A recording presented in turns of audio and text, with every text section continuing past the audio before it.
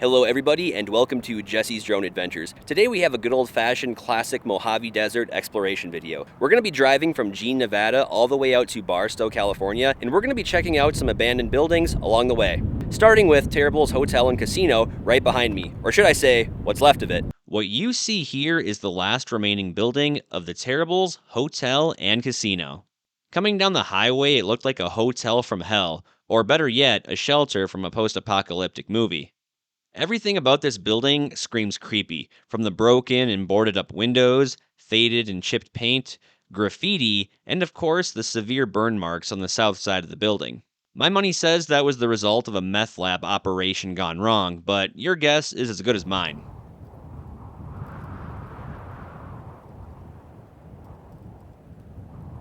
Whenever I see abandoned and run-down buildings on the side of the highway, my first thoughts are, what happened? How did it get this way? A long time ago, they were cutting the ribbon for its opening, and now it's being demolished. It first opened in 1987 under the name Gold Strike Hotel and Gambling Hall, and for many years to come, it performed relatively well, welcoming guests from all over the planet. Now, in 2012, ownership exchanged hands. There were many changes, upgrades, and renovations, including a name change to Terrible's. It was fairly windy this day, and luckily for me, the drone that I was using can handle a little bit of wind. I tried to get as close to the building as I could without risking a collision, and try to peek in some of the windows, but unfortunately, I couldn't see much. I thought about walking over there and sneaking in through one of the windows for a closer look, but there were a couple dudes in orange vests walking around. I'm guessing they were either security or construction workers. On top of that, the cops rolled up and asked me what I was doing. I simply told them that I was taking pictures with my drone before they knock it down. He was pretty chill and said, well, alright, just be careful, waved, and carried on. Now, in March of 2020, Terrible's, just like many other casinos in the state of Nevada, temporarily closed due to the pandemic. No surprise there. But later in 2021, an announcement was made that Terrible's will be closing for good. Demolition started in December of 2023, and as of the end of August 2025, this is all that remains.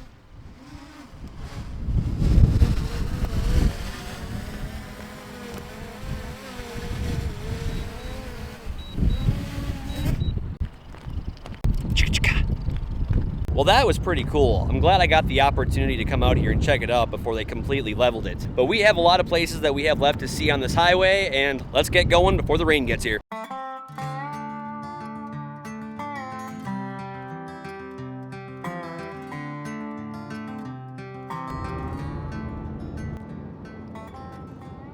I'm really hoping we can make it to all these locations by the end of the day, or at least before the rain gets here. Worst comes to worst, if it starts to rain and I don't have enough time, I can always stay another night in Vegas. I am not opposed to doing that.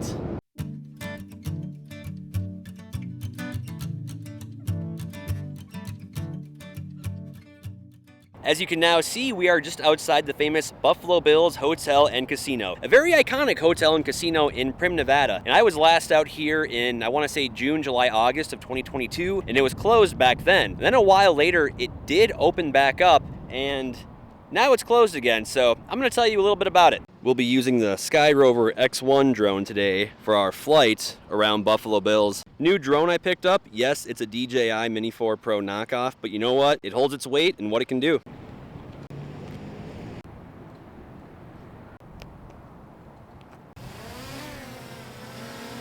If you have ever taken the drive from Los Angeles to Vegas or Vegas to Los Angeles, you have without a doubt laid eyes on Buffalo Bills.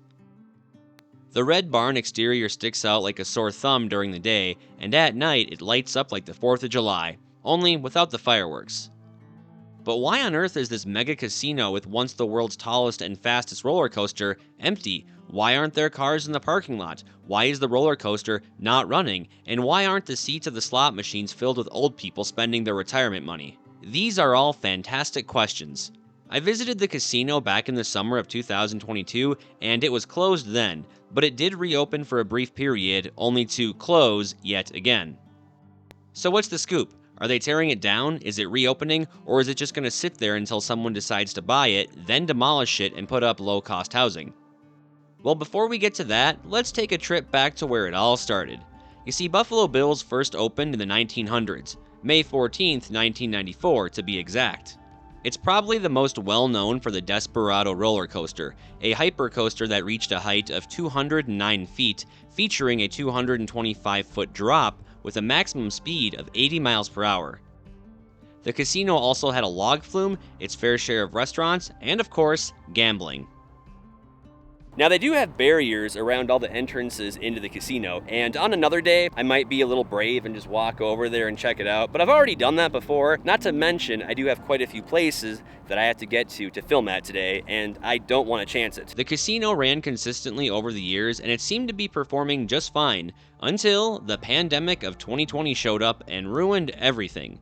Buffalo Bills closed in March of 2020, but it did reopen a couple years later in December of 2022, just a few months before I made a video there. And I will link that video down in the description in case you want to check it out. However, due to a decline in business in the Prim, Nevada area, it was later announced that the hotel and casino would close again on July 7th, 2025, about 2 months before this video was made. God, my timing is awful. It doesn't seem like the Desperado roller coaster and log flume are going to be operating anytime soon, but from what I researched, they do run regular maintenance tests on Desperado, and people have even filmed it while it's running, with nobody on it, of course. The last operational date of the roller coaster was sometime in 2019, and if you ask me, I don't think the public's going to get the chance to ever ride it again. I mean, it's been 6 years. What are they waiting for? It's not like the roller coaster is going to pull a Final Destination. Okay, maybe I shouldn't have said that. But hey, if you have ever stayed at Buffalo Bills or had the chance to ride the roller coaster, feel free to share a memory with us down in the comment section. And for the million-dollar question, is Buffalo Bills closed and are they tearing it down? Well, according to the FAQs page on their website, they are closed, but not permanently. They will remain open for concerts and special events at the Desert Star Arena.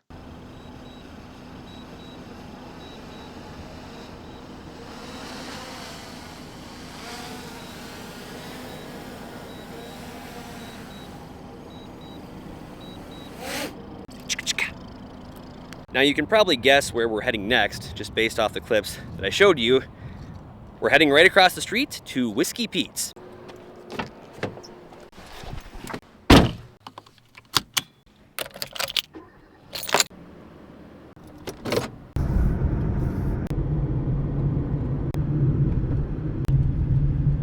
Alrighty, ladies and gentlemen, here we have the famous Whiskey Pete's Casino. Like I said earlier, on another day I would be a little brave and go in there, but there are plenty of signs that say no trespassing, area under surveillance, and if a cop busts me, there's really no way of talking my way out of it. And of course, I don't want to compromise the rest of today's filming. Yeah!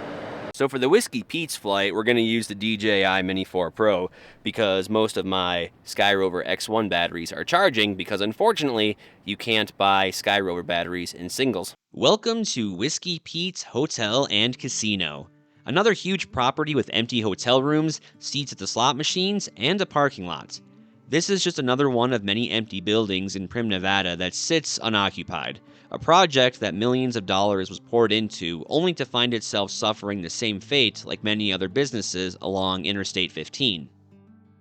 Whiskey Pete's first opened its doors in 1977, which was also the same year the album Love Gun was released by Kiss. And it was the very first of the casinos to be built in the State Line area.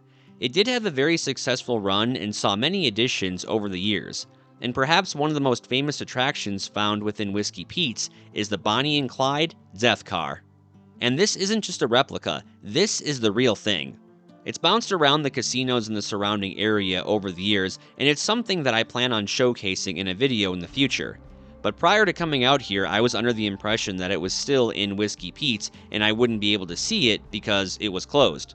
But according to the sign here, it is on display for free across the street at Prim Valley Resorts, which I think is the next one on the list of casinos to close sometime in the future. Just a prediction, but I think I'm right. The outlet mall next to it is almost entirely closed, except for one remaining store, which is the Sandy Thrift Store.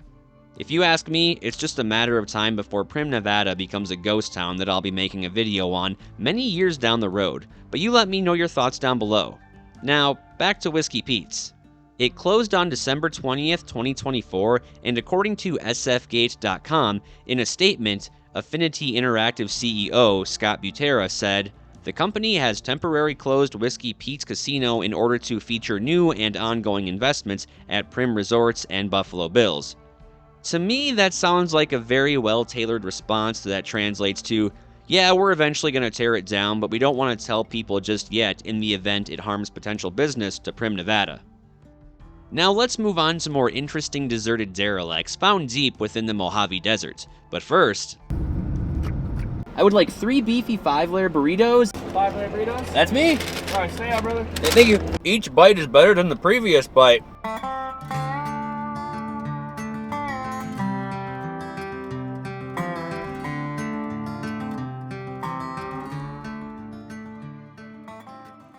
I've been on Interstate 15 going from Las Vegas to Los Angeles many times, and I have never noticed this building, so we're going to check it out.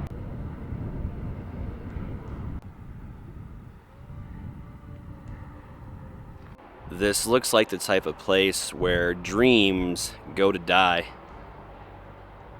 I can only imagine how many homeless people and prisoners slept here over the years. Oh, look at that, fireplace.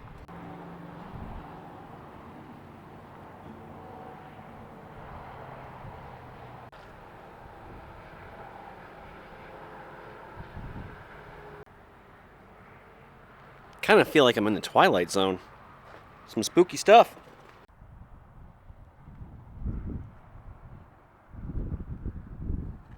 the Mojave Desert is littered with many abandoned buildings, some well known and others we may never know. All I could find out about this place online was through the opinions of other travelers that stopped here, captivated by curiosity just like I was. Wandering through this modern ruin, gazing at the walls and fireplace, I couldn't help but think to myself what its backstory was, who lived here, what brought them here, and how did this once beloved home end up the way it is today? Was it a single owner? Husband and wife? Did they have kids? Or was it merely a small store selling snacks and icy cold beverages to exhausted travelers as their vehicle gets repaired on the other side of the interstate? Maybe this next location, just a stone's throw away, will offer up some details.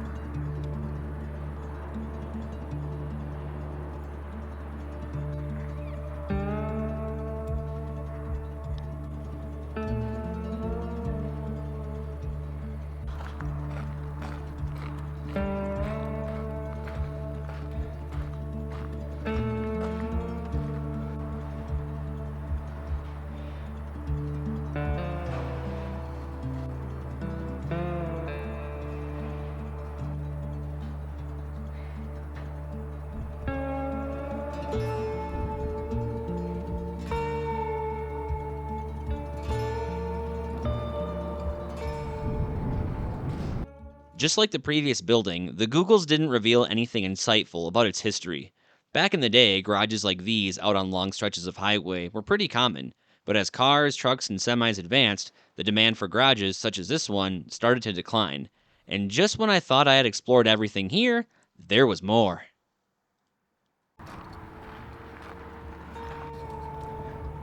Hello? If anybody's in here, just filming.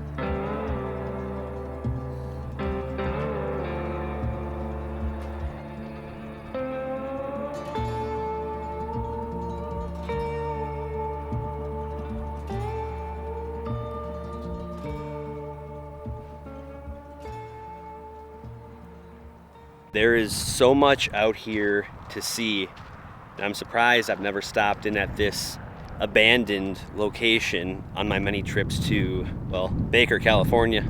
I can only assume that the brick house across the interstate and the house behind the shop and gas station was where the employees lived. You tend to see this a lot in little rest stop towns with gas stations and motels.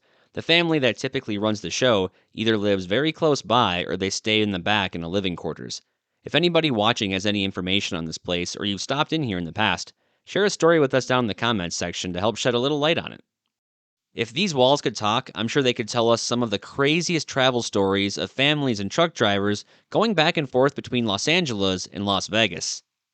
Can you imagine all the depressing stories the workers here must have heard over the years, especially of those young, ambitious folks heading out to Las Vegas for the weekend, hoping to win big, only to stop here on the way back to fill up their tank, get a bite to eat, and confess all the things they did wrong to the person at the checkout counter? But it also makes you wonder, what led to its downfall? Was it poor management, its location, or not keeping up with the times? There's dozens of little rest stops, gas stations, hotels, and fast food joints between Vegas and Los Angeles, so why didn't this one make it? Or could it be something as simple as the owners were nearing retirement and were looking for a new place to call home, so they packed up what they could fit in the back of their car and left? Either way, this is just one of many more mysteries in the Mojave Desert. That was a fun find, but we're going to keep it going, head on down the highway, and make it to our next destination. The next place I stopped in at was the High-Low gas station in Halloran Springs. I've stopped here a few times in the past, and this time I almost kept going, but when I saw that vintage sign and I knew that big red Eat sign was on the other side, I couldn't resist. It's a pretty iconic symbol of the desert out here on the road, and even though I knew I couldn't get food or gas here, this place always seems to find a way to pull me in. Just like the previous location, this offered a place to stop, grab a bite to eat, fill up the gas tank, and let the family get out to stretch their legs after being cooped up in the car all day while you light up a cigarette, lean up against the car, and take a look at the paper map with several creases in it that make it hard to identify where you are and where you're going. A comment from a viewer on a previous video that I made out here stated that this was owned by an older couple, and once the husband passed away from heart issues, the wife closed down the restaurant, but kept the gas station open until 1998. They also had a tow truck company. This time around, I chose not to go into the buildings, mainly because there's not much to see inside. Everything in there is either burnt, covered in spray paint, or you have to walk on trash and dirty diapers to get around. I'm not kidding. Trust me when I say the outside is more appealing than the inside.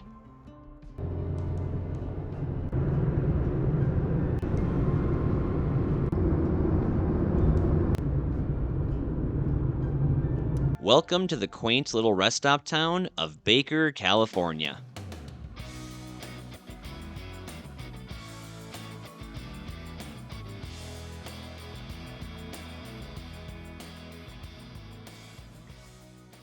A town that most people drive by every day and don't think anything of, but to tourists, it's one of those irresistible locations you can't help but stop in at and take a look. Perhaps the number one place that people feel most compelled to pull over and visit is the Alien Fresh Jerky novelty store, and that's what we're checking out first.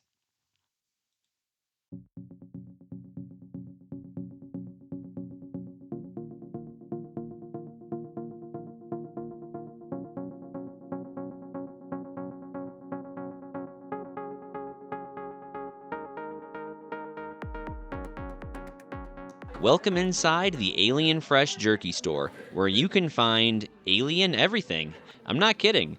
You name the product, and they probably have it in here in one way or another. I do believe this was my third time in here, but you know what? Every time I walk in through those doors, I'm always overwhelmed at the variety of alien-themed products that they have. And of course, alien jerky, which I have sampled many, many times. And you don't have to come here specifically to get Alien Fresh Jerky. You can find it at quite a few gas stations in the Las Vegas area. Although, if it's not too far out of your way, I would recommend stopping in here, because even if you don't buy anything, you will have a blast, and your kids are going to have a blast walking around, checking out all the merchandise. As I was walking through the store, I had to keep telling myself, I'm not going to buy anything, I'm not going to buy anything, because I'd end up buying the entire damn store. However, I did buy something, and now I must review it. Here we have the Duff All Orange Sparkling Beverage. I'm gonna crack this open and I'm gonna give it a rating on a scale of 1 to 10. All right, one drink. Everybody knows the rules.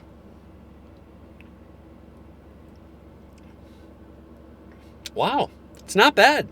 Not bad at all. Definitely has that little fleck of orange taste to it, but it's not too sugary. It's not bitter. It's actually pretty darn good. I would say I'm going to give this a solid, I can't give it a 10 because if I give it a 10, it means it's the best I've ever had. And it's not. So I'm going to give it a solid 8. Cheers. Just down the street from the Alien Fresh Jerky store was the world's tallest thermometer, and this was something that I had to check out. The world's tallest thermometer. Back in the hands where it all started.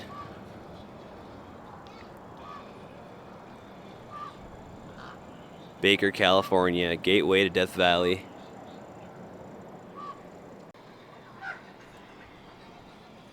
Is it really hot enough to cook an egg outside?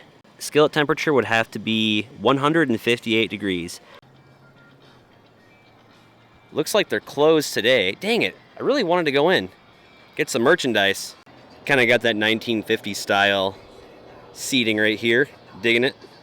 Here's a little bit of information about the world's tallest thermometer according to the nearby plaque. Dedicated on this Saturday, October 11th, 2014, to Willis and Barbara Heron, original owners/founders of the world's tallest thermometer. Facts. Built in 1991, 134 feet tall, representative of the world's hottest recorded temperature on July 10, 1913 in Death Valley, California, 134 degrees. Rebuilt in 1992 after it fell, sold in 2000, Heron's widow, Barbara Heron, regained ownership and repaired the thermometer in 2014, dubbed the Big Fix, relit on July 10, 2014. I always enjoy driving through Baker at night just to see the vibrant red colors glowing from the thermometer. The first time I drove through here back in 2017, I thought it was a casino, and I was ready to stop in, take a quick break, and gamble a few bucks. Boy, was I wrong. It's nothing fancy, but hey, if you find yourself on Interstate 15 for the first time, why not pull over and check it out? It's photo worthy. It wouldn't be a trip to Baker, California without stopping at the location of the old Arnie's Royal Hawaiian Motel, which no longer exists. I do believe they tore it down sometime within the last year.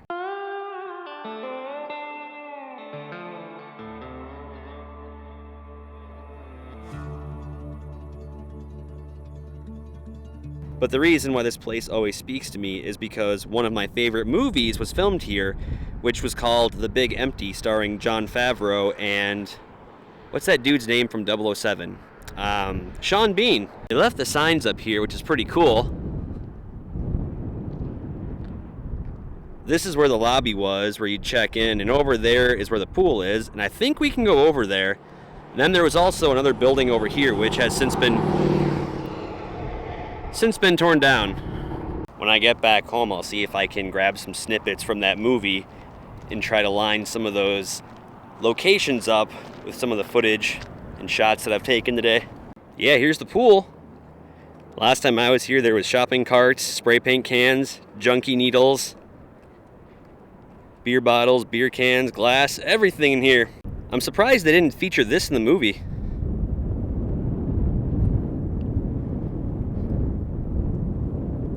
Max depth, 8.5 feet. There's the old pool.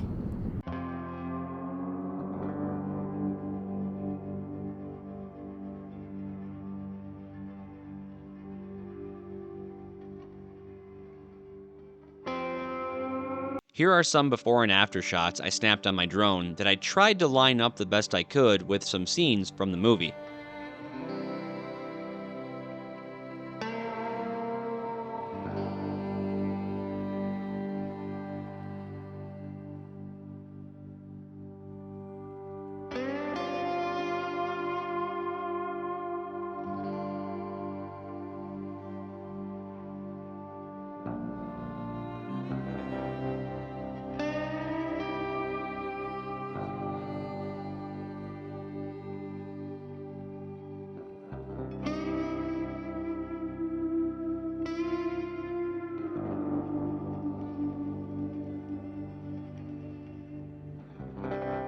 the next day.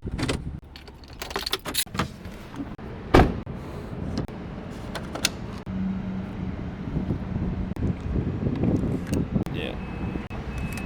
This.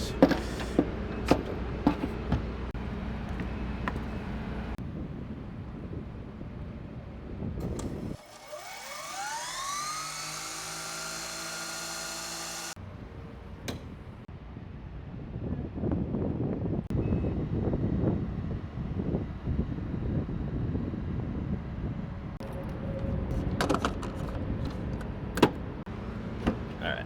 And that is one of many reasons why I don't like California.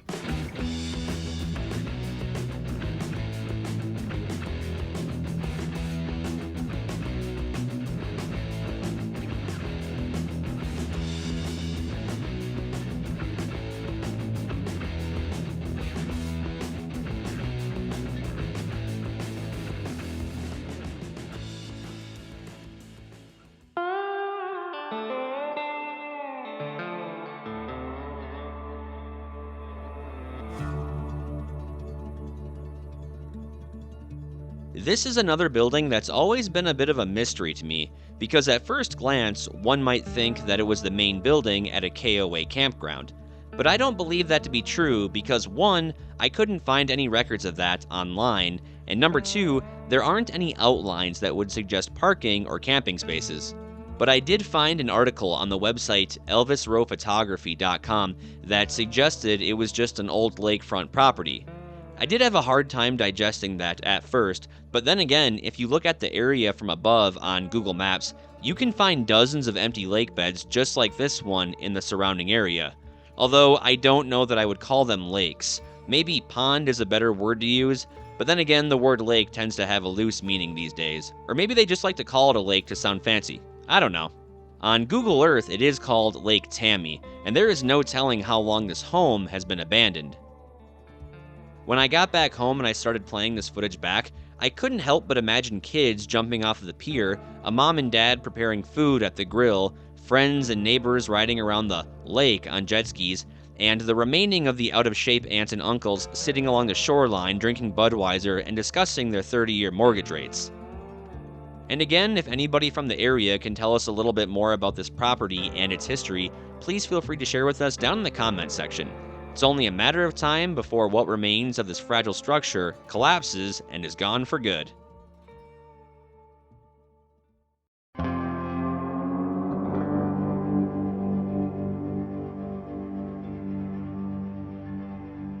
Ladies and gentlemen, welcome to Lake Dellores Water Park, aka America's first water park.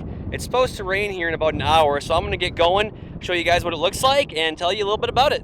This old water park is what I consider to be one of the meccas of abandoned locations.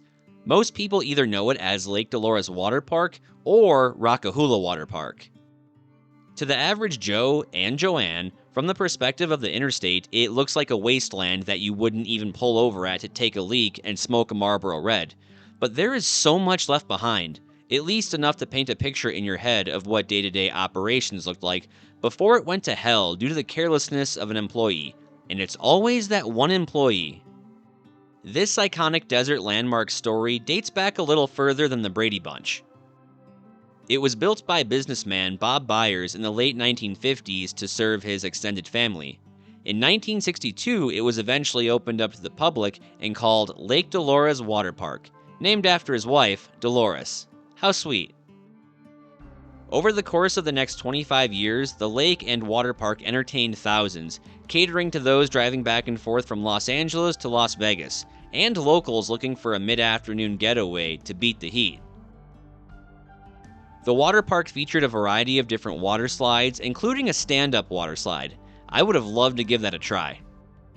The park saw peak attendance in the early 1970s and mid-1980s. However, toward the end of the 80s, just like Taylor Swift's relationships, fidget spinners, and that CEO who got caught cheating at a Coldplay concert, eventually, nobody cared anymore. The park's attendance started trending downward, and by the end of the 80s, it was closed, and in my opinion, this is where things start to get interesting.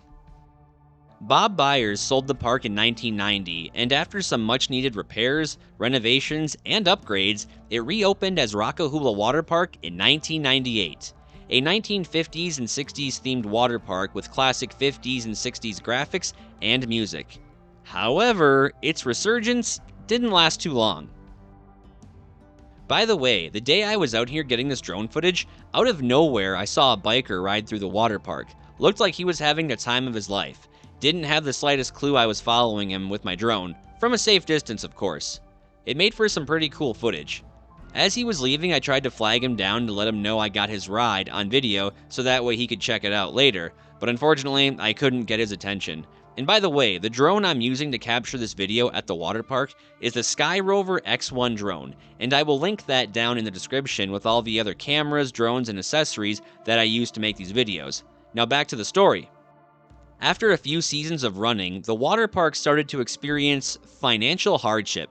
Things weren't going well with one of the park's investors, and to top it all off, an employee who was not clocked in, mind you, went down a water slide into a partially filled pool at extreme speeds.